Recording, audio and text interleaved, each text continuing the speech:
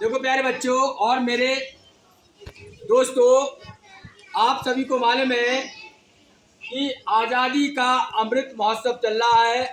आज़ादी का अमृत महोत्सव हम इसलिए मना रहे हैं क्योंकि 15 अगस्त जो आ रही है हमारे, उस तारीख को हमारे देश को आज़ाद हुए कितने साल हो जाएंगे?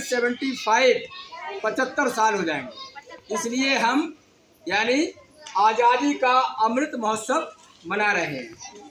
तो हमें आज़ादी कैसे मिली अंग्रेज़ों से, कैसे यानी हमारे क्रांतिकारी या शहीद लड़े अंग्रेज़ों से, वो उनमें जोश और जुनून भरने के लिए हमारे शहीदों में, वीर सपूतों में जोश और जुनून भरने के लिए कुछ नारे बनाए गए।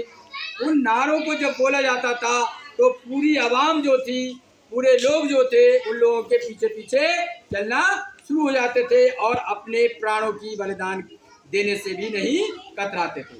इसी तरीके से हम इस वीडियो में 10 स्लोगन या नारे लेके आ रहे हैं जो आज़ादी में बहुत ही इन्होंने महत्वपूर्ण भूमिका निभाई थी। तो देखिए, सबसे पहले है तुम मुझे खून दो मैं तुम्हें आज़ादी दूंगा। पहला नारा ये था, तुम मुझे खून दो मैं तुम्हें आज़ादी दूंगा। ये लिखा था सुभाष चंद्र बोस ने कहा था। किसने कहा था? बोस ने। सुभाष चंद्र बोस। पूरा लिखा है सुभाष चंद्र बोस। कब कहा था ये भी हम बता दे रहे हैं कि जब ये हमारे देश से बाहर चले गए, बर्मा में गए थे, तो वहाँ जाके इन्होंने क्या करा था? एक भाषण दिया था। क्या दिया था? एक। और वहीं पर यानी विदेश में जाके इन्होंने क्या करी थी? आज़ाद हिंद फौज का गठन किया था। और 1944 में इन्होंने बर्मा में एक भाषण दिया था लोगों के सामने। तो वो भाषण उनका बहुत ही फेमस और प्रसिद्ध हुआ था। तो उस भाषण में युवाओं के सामने कहा उन्होंने, तुम मुझे खून दो मैं तुम्हें आज़ादी दूंगा। इस तरीके से इस नारे ने हमारे वीर सपूतों में एक जोश और जुनून भर दिया। अच्छा, दूसरा नारा देखिए हम लेके आए हैं, इंकलाब जिंदाबाद। क्या लेके आए हैं? इंकलाब जिंदाबाद। ये सरदार भगत सिंह ने इसको नाम दिया था, इसको बोला था इंकलाब जिंदाबाद। कब बोला था? ये 8 अप्रैल 1921 को जब दिल्ली की असेंबली में सरदार भगत सिंह ने बम और पर्चे फेंके थे, बम फोड़ा था उसमें असेंबली में।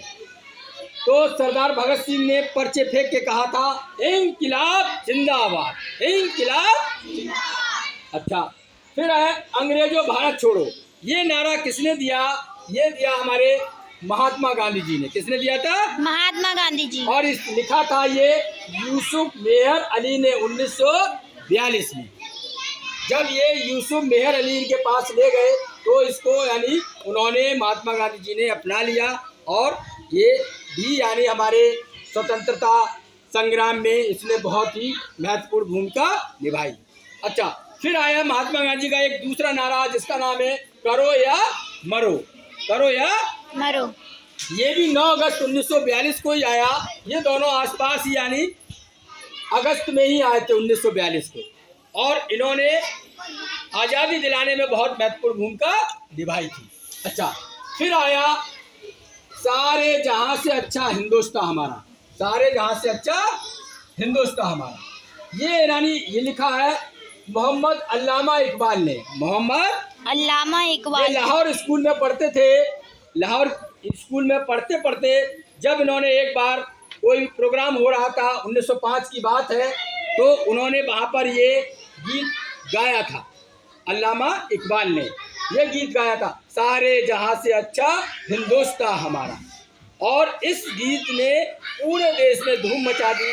हमारे जो शहीद थे, क्रांतिकारी थे, उनके लिए बहुत ही महत्वपूर्ण इसने रोल अदा किया था। अच्छा, फिर इसके बाद में आया सरफरोशी की तमन्ना अब हमारे दिल में है, देखना है जोर कितना बाजुए कातिल में। ये भी बहुत ही फेमस हुआ था, सरफरोशी की तमन्ना अब हमारे दिल में है, देखना है जोर कितना बाजुए कातिल में। ये लिखा 1921 की बात है। ये राम प्रसाद बिस्मिल जी को अंग्रेजों ने पकड़ लिया था। पकड़ने के बाद जब अदालत में पेश किया गया था इनके लिए, किसके लिए? राम प्रसाद बिस्मिल जी को अदालत में पेश किया। क्या किया? तो उन्होंने ये जज के सामने गाया, सरफरोशी की तमन्ना अब हमारे दिल में है, देखना है जोर कितना बाजुए कातिल में। तो जज भी देख के हैरान रह गया इनकी ये बात सुन के कि कोर्ट में खड़े हैं फिर भी ऐसी बातें कर रहे हैं। अच्छा, इसके बाद देखिए हमारे चंद्रशेखर आजाद जी ने दिया था नारा, दुश्मन की गोलियों का सामना करेंगे, दुश्मन की गोलियों का सामना करेंगे, आजाद ही रहे हैं आजाद ही रहेंगे। इन्होंने कसम खाई थी चंद्रशेखर आजाद जी ने कि हम पुलिस के हाथ नहीं पकड़े जाएंगे, हम पुलिस के हाथ नहीं पकड़े जाएंगे, और अगर पकड़े गए तो पता नहीं किस तरीके से वो हमारे लिए फांसी देंगे, किस तरीके से हमें टॉर्चर करेंगे। तो जब इन्होंने यानी आखिरी वक्त में कहीं पर यानी अल्फ्रेड पार्क इलाहाबाद में वहाँ मुठभेड़ हुई थी, इनकी पुलिस से चारों तरफ से घेर लिया था, तो इन्होंने लास्ट गोली रह गई थी तो अपने सर में मार ली थी। इस तरीके से कहा जाता है कि ये पुलिस की गिरफ्त में कभी भी नहीं आए। अच्छा, अगला सत्य में जयते, हमेशा सत्य की जीत होती है, इसका मतलब हमेशा।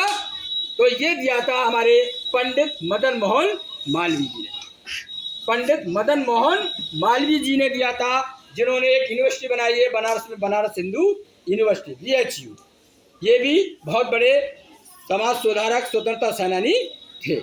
अच्छा, फिर आया स्वराज मेरा जन्म सिद्ध अधिकार है, हमारा देश हमारा अधिकार है हमें रहने का, हमें स्वतंत्र रहने का अधिकार है।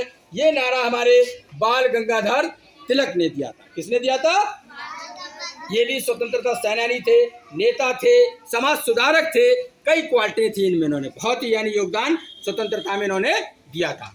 इसके बाद आया साइमन 10 नंबर पे, साइमन वापस जाओ, साइमन वापस जाओ। ये हमारे मुंबई के मेयर थे जिनका नाम था यूसुफ मेहर अली। क्या नाम था? यूसुफ मेहर अली, मेहर अली। 3 फरवरी, तो सुनो इनकी कहानी सुन लो अंदर की क्या है। कब दिया इन्होंने ये नारा? 3 फरवरी 1928 को, जब बंबई के मूल बंदरगाह पर साइमन कमीशन के सदस्य उतरे। मूल बंदरगाह पर, एक मूल बंदरगाह है वहाँ बंबई में, वहाँ उतरे तो इनकी यानी साथ में जितने भी पब्लिक थे सबसे आगे बढ़ के यूसुफ मेहर अली ने नारा दिया। जो सदस्य उतरे थे वहाँ पर यानी उस बंदरगाह पर, उनसे कहा साइमन वापस जाओ, Simon go back, Simon go back. इस तरीके से वहाँ पर बहुत लाठीचार्ज हुआ। ये पकड़े गए थे लेकिन कोर्ट ने इनके लिए बरी कर दिया। तो ये जो 10 नारे दिए हुए हैं, हमारे स्लोगन दिए हैं, हमारी आज़ादी दिलाने में बहुत ही महत्वपूर्ण इन्होंने रोल अदा किया और हमारे देश के नौजवानों में, वीर शहीदों में इन्होंने जोश और जुनून भर दिया।